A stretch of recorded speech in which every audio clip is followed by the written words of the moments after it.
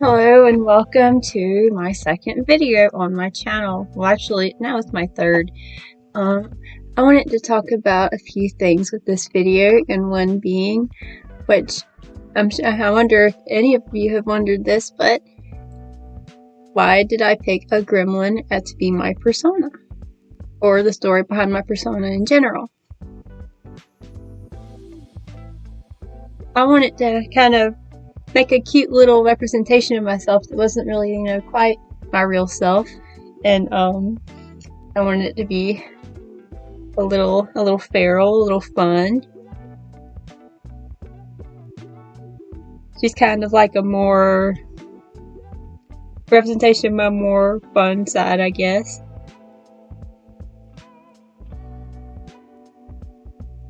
She's been my persona for a few years now, and kind of the representation of at first she was kind of like the representation of my business in general, because I have a Etsy shop called Jazzly Illustrates, and I also have done art shows around my area.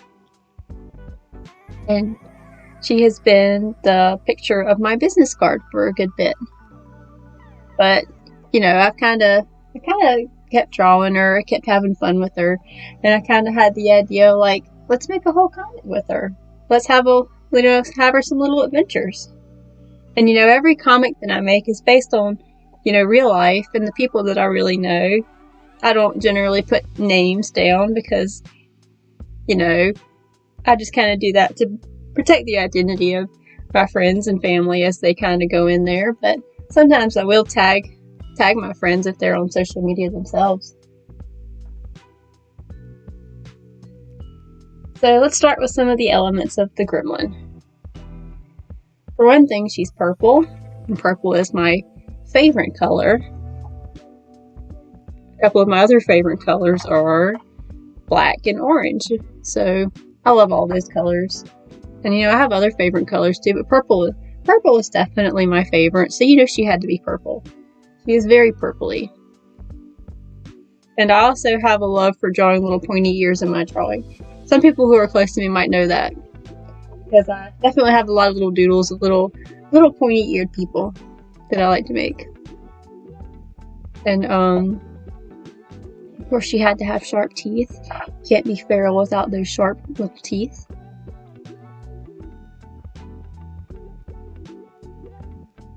And kind of varies depending on who the friend or family member is, and what kind of like fantasy elements I'll put in their representation, because I will kind of draw my friends and family as little fantasy creatures in my comic when they get put in.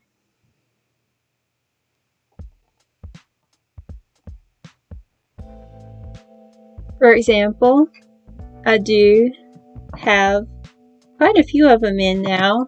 Let me think of a few here. Well, for my little bitty fairy friend, as you will see in this comic, she already had a little persona, a little fantasy persona, so she let me put hers in here, and that was really fun. So the design is, of course, credit to her. She has a very, very cute little persona, and I really love her. And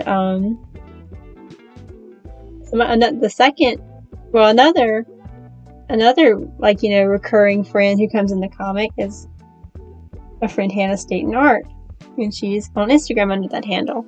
And I have deemed her a Wolpertinger, which I don't know if you've ever heard of a Wolpertinger, but is a very fun little fantasy creature. I really personally love Wolpertingers.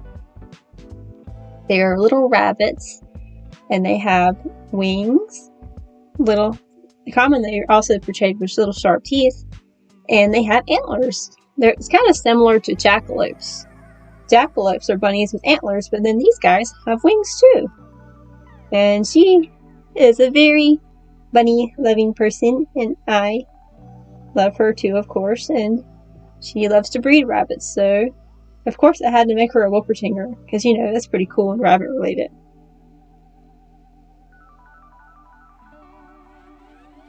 For my little brother, I made a whole comic about, what fantasy creature he would be. He actually picked it himself.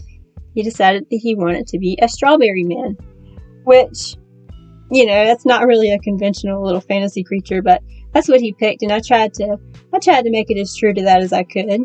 I gave him a little design for a strawberry man with some leaf hair and some little strawberry seeds on his skin and a little tail. I kind of tried to like keep the base of the strawberry man design at least a little similar to my gremlin design with the pointy ears and the tail, because you can kind of tell that we're related through that. And I also kind of give it the vibes of like a tree nymph or like a dryad, which is like in fantasy that's like a tree creature, a leaf creature, plant creature. I hope to have many more friends and family in the comic in the future. And if you're somebody who's either like, somebody who knows me, if you're somebody who knows me in real life, you can always feel free to suggest like, a scenario or a comic with you in it if you'd like. Another friend that I've had in my comic was another little fairy. And she was in my very first comic. And she is a good friend.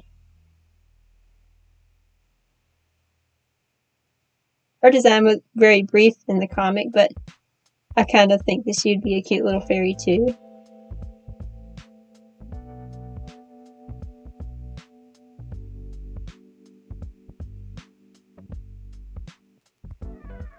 And one of the latest comics that I've done, another one of my friends, I made her a kitty creature.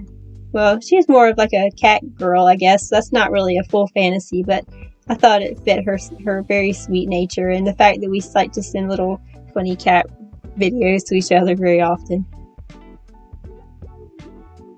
And I guess now that that's, said, I have a lot of other favorite fantasy creatures. I have actually toyed around with kind of like making my gremlin character more, leaning towards more of a gargoyle, and I've actually kind of played around with the design for that. And I think that if I had a second choice of what my persona would be, it would probably be a gargoyle. I really love gargoyles. They're such fun little guys. I just really enjoy them. I guess because I really love bats. And they're very, very batty little creatures. They're very funny. I really like the little, the art that goes into the gargoyles that have been made. And I really like the fun details that get put into them. I also very much love unicorns. So that has been a very long love of mine to love unicorns. I have loved unicorns since I was a small child. I always like to collect little unicorn figurines and read unicorn books. One of my favorite book series when I was a child was were the unicorn books by Bruce Cole. I need to really revisit those at some point because I have not read them since I was young. But I still have the books, so that's going to have to be a reread at some point. Now that I'm an adult, I also very much love The Last Unicorn. When I was a child, I also enjoyed that movie, but I have to admit, I was pretty freaked out by it when I was younger. Specifically the scene with the harpy, if you know what I mean. Now that I'm an adult, I very much enjoyed this movie, and it's not scary to me anymore. I guess that's happens a lot, when you're a kid, things seem a little freakier, a little scarier, but then when you're an adult, you're like, yeah, this is alright. My favorite interpretation of unicorns is actually the medieval unicorns, like in the Hunt of the Unicorn tapestries that were made. I have a unicorn tapestry that hangs up in my bedroom, actually, that is very, very much looks like it was inspired by it.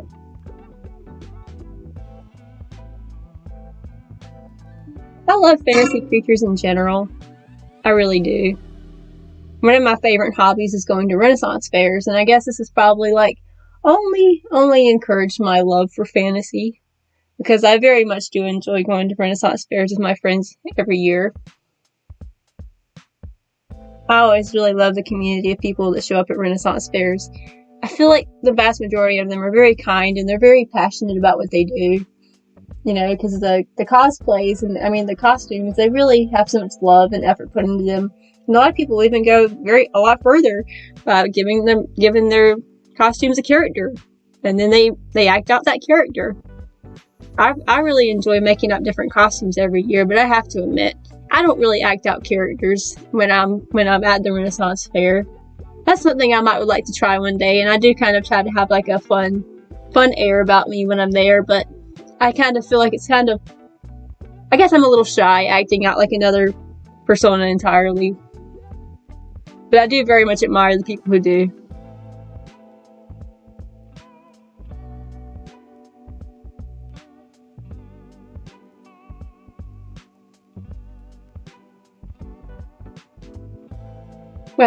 Well, I really hope that you've enjoyed my video today, and I hope that you come back to watch more and to subscribe to my Instagram account, my Tumblr, and my webcomic, which you can find me as Dazzly Illustrates on Instagram and Tumblr, and you can find my comic Slices of Grimmon on Webtoon every Tuesday morning. Thank you so much.